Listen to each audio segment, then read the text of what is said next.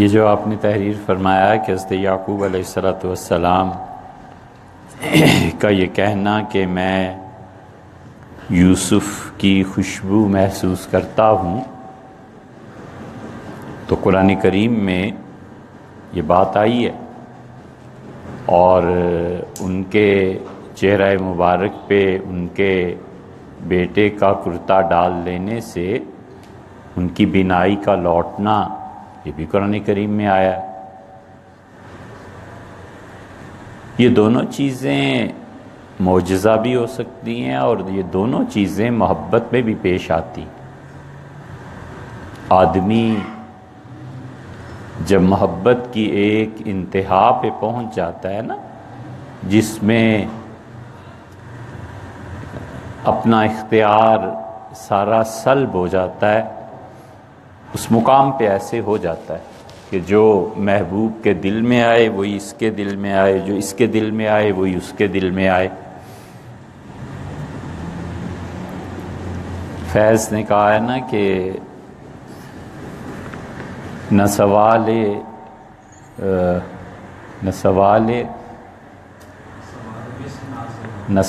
وصل، نہ عرض غم، نہ حکایتیں نہ شکایتیں، تیرے عہد میں دل زار کے سبھی اختیار چلے گئے۔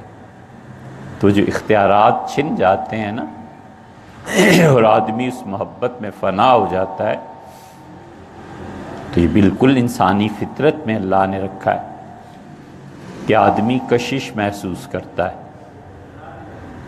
اور یہ کوئی ایسی چیز نہیں ہے کہ صرف معجزے میں ہو۔ عثمان رضی اللہ عنہ کے متعلق آپ نے نہیں سنا؟ سیدنا عثمان رضی اللہ عنہ کے ہاں جب اولاد کا جنم ہوتا تھا تو بچہ جب بھی خواتین پیش کرتی تھیں تو اسے سونگتے تھے۔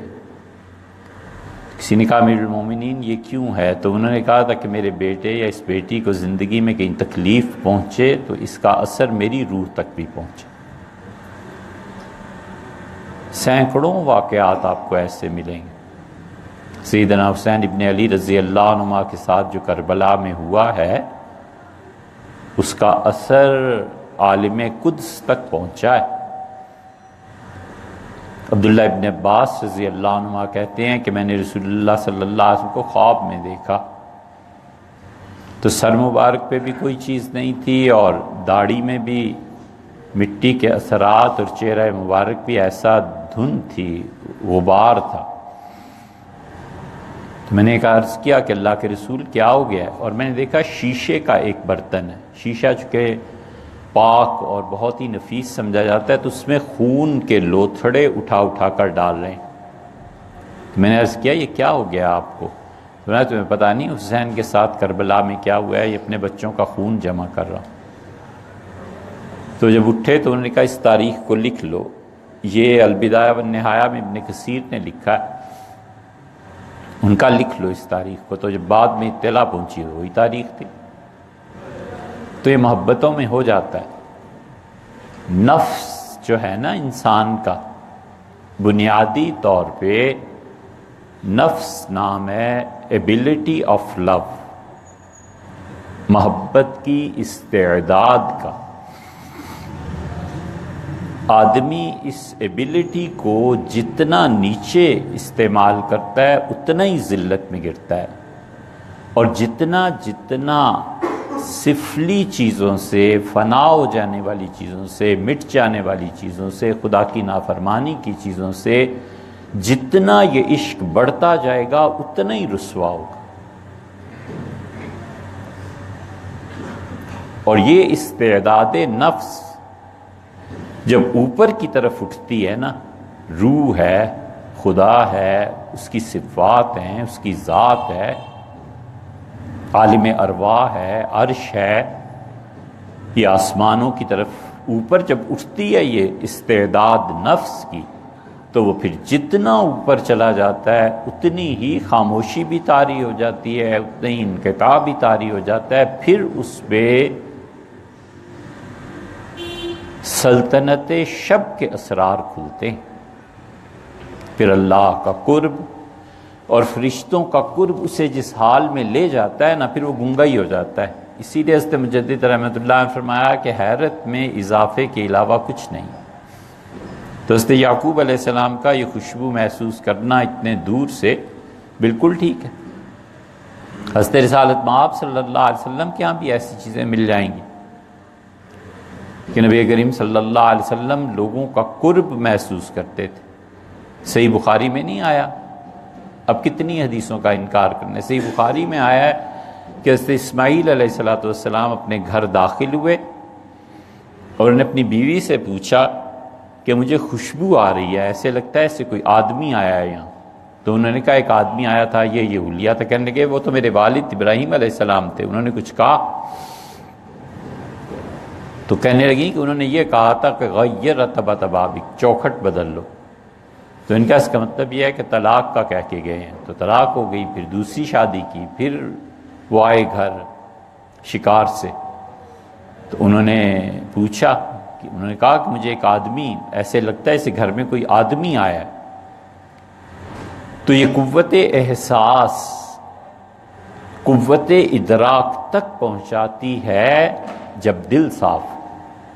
اس لیے جس شخص کا باطن جتنا صاف ہوتا ہے اور جو آدمی جتنا سچا ہوتا ہے اتنا ہی عالم آخرت کے حقائق کو کھینچ لیتا ہے، فرشتوں سے چھین کے لے آتا ہے۔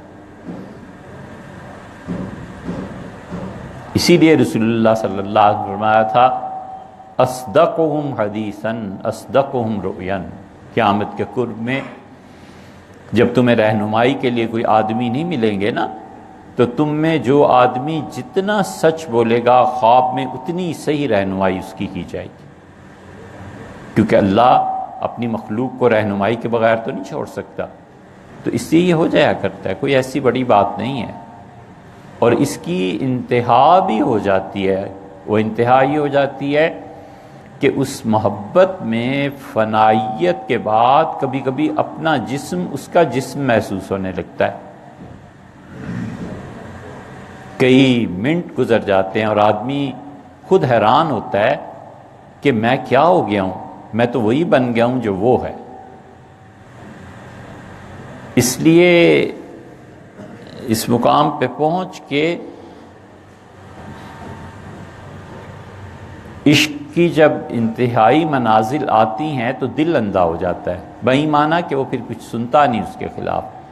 اور تعصب کی انتہا جب آتی ہے تو دماغ اندھا ہو جاتا ہے، اس کی کسی اچھی بات کو سننے دیکھنے کے لیے بھی اسے طاقت نہیں رہتی، تاب نہیں رہتی۔ تو یہ تو بہت معمولی بات۔ مصیبت اور آزمائش میں گناہ معاف ہو جاتے ہیں، ایسے ہے تو کیا مصیبت اور آزمائش کسی گناہ کے؟ نہیں، دونوں میں فرق ہے۔ مصیبت کا آ جانا جو ہے نا وہ جبری ہے، اس کی نفی نہیں کی جا سکتی۔ اللہ کا جبر مصیبت کو نافذ کر دیتا ہے۔ دو چیزیں الگ الگ ہیں، ایک ہے فطرت اور ایک ہے ہدایت۔ ہدایت ہمیشہ انسان کے اختیار میں رکھی گئی ہے، اسی لیے تو دعا ہر نماز میں اہدنا الصراط المستقیم، ہدایت انسان کے اختیار میں ہوتی ہے۔ اگرچہ یہ بات الگ ہے کہ اللہ کے اصل میں اختیار میں ہوتی ہے، لیکن انسان کو ہدایت پر اختیار ہوتا ہے۔ اذان ہوگی، نماز پڑھو نہ پڑھو تمہاری مرضی، روزے رکھو نہ رکھو تمہاری مرضی۔ اور ہدایت کے اختیار سے بھی بڑی چیز فطرت ہے، اور فطرت جبرن نافذ کی جاتی ہے، کوئی آدمی اس سے نہیں بچ سکتا۔ زلزلہ آ جائے، سیلاب آ گیا، پوری کوشش کے باوجود کہ قرض سے بچے قرض میں پھنس گیا۔ اس اگلے فکرے کا کوئی غلط مطلب نہ لے لینا، اگر لوگے تو تم ذمہ دار ہو، میں نہیں۔ ولیعذ باللہ کبھی کبھی جبرن بدکاری نافذ ہو جاتی ہے، اس پہ کوئی حل نہیں۔ فطرت کا جبر آدمی کچھ نہیں کر سکتا۔ اسی طرف اشارہ فرمایا ترمذی وغیرہ کی روایات میں، رسول اللہ صلی اللہ علیہ وسلم سے پوچھا گیا تو آپ نے فرمایا کچھ کر لو، جس بچے نے دنیا میں آنا ہے اس نے آنا ہی ہے، تدبیریں تمہاری کچھ فائدہ نہیں دیں گی۔ یہ جبر ہے نا، جس روح نے آنا ہے آنا ہے۔ اور اسی لیے فرمایا کہ تم میں سے ہر شخص کے لیے اس کے نصیب میں جتنا زنا لکھ دیا گیا ہے وہ لا محالہ اسے پہنچ کے رہے گا، چاہے وہ کچھ بھی کرے۔ تو جبر ہے فطرت کا۔ اس پہ اگلی بحث اٹھتی ہے کہ پھر سے گناہ کیوں ہوتا ہے، پھر اس سے اگلی بحث اٹھتی ہے کہ اس کے گناہ کا آخرت میں بنے گا کیا۔ یہ ساری باتیں مثنوی میں معروم نے لکھی ہیں بڑی تفصیل سے، اسے دیکھنا چاہیے، اسے پڑھنا چاہیے۔ پڑھتے آپ نہیں نا تو آپ کیا کریں گے؟ تو اس لیے جبر تقدیر کا نافذ ہو کے رہتا ہے، اور بسا اوقات اس کا اتنا اللہ کی تقدیر کا اثر بالکل ختم نہیں ہوتا۔ بسا اوقات یہ ہو جاتا ہے البتہ کہ ایک آدمی کی عمر کے متعلق لکھ دیا گیا کہ یہ جب 60 سال کا ہوگا تو اس عورت کے ساتھ ایسے ایسے ہو جائے گا، ہو جاتا ہے، اور وہ ولایت کے اس درجے تک پہنچ گیا ہوتا ہے کہ اب اس کے لیے یہ گناہ اور یہ چیزیں بڑی بہت دور ہو جاتی ہیں، تو یہ حالت اس کی خواب میں طاری کر دی جاتی ہے۔ تو کیا ہوا؟ خواب میں ہو گیا تو غسل واجب ہو گیا، بس ختم ہوئی بات۔ اللہ کی تقدیر اس طرح نافذ ہوتی ہے، اور یہ قرآن کریم میں بھی ہے۔ یہ اسی لیے ہم بار بار ریفرنس قرآن کا اور حدیث کا دیتے ہیں کہ جو لوگ پڑھتے نہیں ہیں نا وہ صوفیہ کو خام خواہ بدنام کرتے پھرتے ہیں۔ قرآن کریم میں کیا آیا ہے؟ اللہ تعالیٰ نے فرمایا کہ اس نے قسم کھائی کہ اپنی بیوی کو کوڑے لگائے گا، تو جب وہ ٹھیک ہو گیا، نعم العبد، ہمارا بہت ہی اچھا بندہ تھا، بڑا اللہ کو اس سے پیار تھا۔ ایک ہے بندے کو خدا سے محبت ہو جانا، اور ایک ہے کہ ذات باری تعالیٰ خود اس کی طرف رجوع فرما لے۔ اس سے عائشہ رضی اللہ عنہ کی روایت بخاری میں آئی ہے نا، رسول اللہ صلی اللہ علیہ وسلم ان کنت ملمت بالذنب، عائشہ جو لوگ تہمت لگا رہے ہیں تم پہ، اگر یہ واقعی سچ ہے فاستغفری لربک، اپنے رب سے معافی مانگ لے۔ فإن العبد اذا اعترف بذنبہ، آدمی جب گناہ کے بعد توبہ کرتا ہے تو تاب اللہ علیہ، اللہ خود اس کی طرف آتا ہے۔ یہ مقام آ جائے جب کسی انسان کا، قرآن کریم میں آیا ہے کہ اس نے قسم کھا لی کہ اپنی بیوی کو کوڑے لگائے گا۔ اب صحت مندی کے بعد، ٹھیک ہو جانے کے بعد، بیوی سے تعلق، پیار، محبت سب کچھ تھا، مارے اب کیسے اسے؟ اللہ نے کہا، ہم نے کہا کہ ایک شاخ توڑ لو، فضرب بہی، اور اس شاخ کو اس کے جسم سے لگا دو، مار دو، ولا تحنس، ہم تمہاری قسم نہیں ٹوٹنے دیں گے۔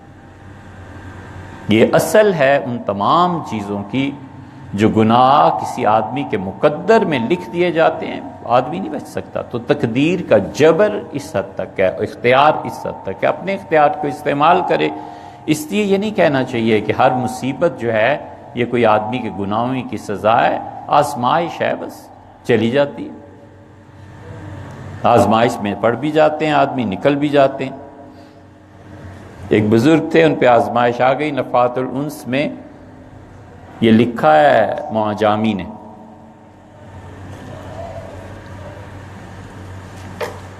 ان کے سر کے بال لمبے ہو گئے، آزمائش کیا آئی؟